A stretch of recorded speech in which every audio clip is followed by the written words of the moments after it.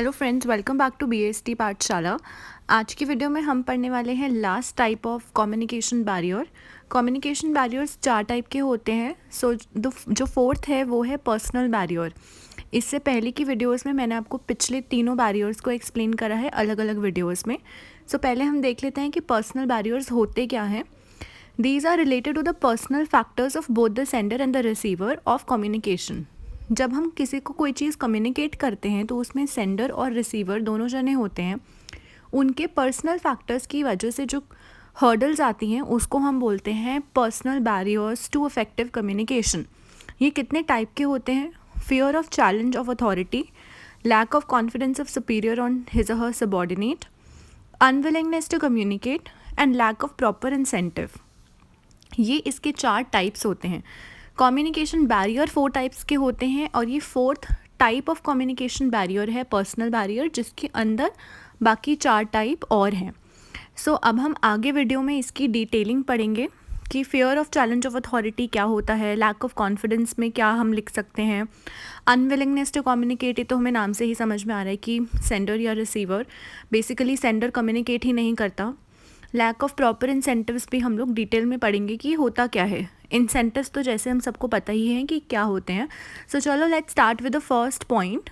सबसे पहला पॉइंट है fear of challenge to authority.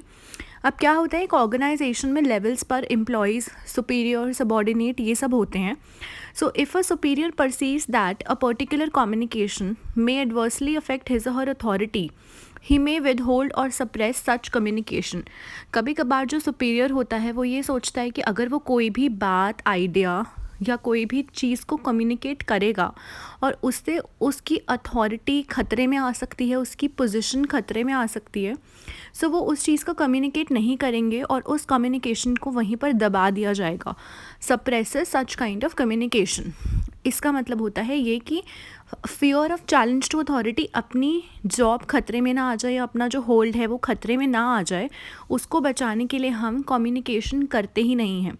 यहाँ पर जो सुपीरियर होगा वो कोई भी उसे चीज़, आइडिया या कोई भी अपनी थिंकिंग को कम्युनिकेट करना होगा तो वो नहीं करेगा, due to the fear of losing the position और due to the fear of losing the authority in which he और she is in present. Next point है हमारा, हम यहाँ पर देखते हैं that lack of confidence of superior on his और हर सबॉर्डिनेट। जो सुपीरियर्स होते हैं उनका कॉन्फिडेंस नहीं आता अपने सबॉर्डिनेट्स में। वो ये सोचते हैं कि ये तो हमसे छोटे लेवल पर हैं, तो इनको आइडियाज़ वगैरह नहीं आते होंगे या इनको कोई भी क्रिएटिविटी या चीज़ नहीं पता होगी। If a superior does not have confidence on the competency of his और हर सबॉर्डिनेट, ही और she may not seek their advice और ओपिनियन। अगर सुपीरियर को ही लगेगा कि सबॉर्डिनेट में वो कॉम्पिटेंसी नहीं है या उसके पास उतना क्रिएटिविटी लेवल नहीं होगा या उसके पास उतने अच्छे आइडियाज़ नहीं होंगे क्योंकि वो छोटे लेवल पर है, वहाँ पर वो कम्युनिकेशन नहीं करेगा और उनका ओपिनियन और एडवाइस लेना सही नहीं समझेगा। This is one of the biggest hurdle in way of communication, क्योंकि जब तक सुपीरियर अपने सबॉर्डिनेट से या अपनी टीम से डिस्कस नहीं करेगा तो उसे कैसे पता चलेगा कि क्या न्यू आइडियाज़ हो सकते हैं या उनकी भी क्रिएटिविटी लेवल क्या हो सकती है। इससे क्या होता है कि जो सबॉर्डिनेट्स होते हैं या जो एम्प्लॉयज़ होते हैं उनकी भी क्रिएटिविटी ख़त्म होती है या उनकी क्रिएटिविटी दबती है इस चीज़ से। थर्ड पॉइंट है अनविलिंगनेस टू कम्युनिकेट।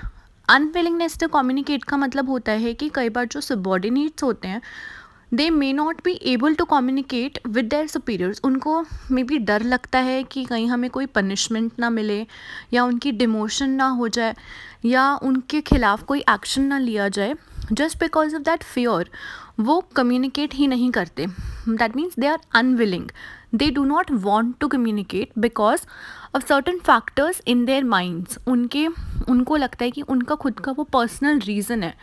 जैसे कि अगर कोई ग्रुप है सबॉर्डिनेट्स का, उसमें से किसी एक के पास बहुत अच्छा आइडिया है but that person is not willing to communicate because वो ऐसा सोचता है कि अगर वो कम्युनिकेट करेगा तो मे बी उसको पनिशमेंट ना मिले या उसकी डिमोशन ना हो जाए। These are the hurdles in the way of communication जो हमने 3 पढ़ी हैं। Last type of personal barrier is lack of proper incentive. इसमें क्या होता है कि जो सबॉर्डिनेट्स होते हैं उनके पास कोई अच्छा आइडिया होता है या कोई भी अपना ओपिनियन होता है बट वो क्यों नहीं देते, क्योंकि उनको इंसेंटिव नहीं मिलते। Incentive can be financial incentive और नॉन फाइनेंशियल। मतलब वो मोटिवेटेड नहीं होते कि हमारी वजह से इनको सक्सेस मिली या इनका प्रोजेक्ट पूरा हुआ कंपनी का, बट उनको कोई रिकॉग्निशन नहीं मिला, कोई अप्रेजल नहीं मिला, कुछ भी उनको मोटिवेट करने के लिए उन्होंने नहीं करा। So if there is no motivation or incentive for communication, subordinates may not take initiative to communicate. For example, if there is no reward or appreciation for a good suggestion, the subordinate will not be willing to offer useful suggestion. फिर वो ये सोचेंगे कि अरे हमने इनको idea दिया जिससे ये सक्सेसफुल हुए या इनका प्रोजेक्ट कंप्लीट हुआ, but they are not giving any recognition और they are not giving any appraisal to them, so वो कम्युनिकेट नहीं करेंगे। ये 4 टाइप होते हैं पर्सनल बैरियर के, जिनकी वजह से कम्युनिकेशन में हर्डल्स आती हैं या प्रॉब्लम्स आती हैं। With this I have completed the topic communication barriers, जो कि 4 टाइप के थे। So I hope you like my video. Please subscribe to my channel and hit the bell icon for further updates. Thank you.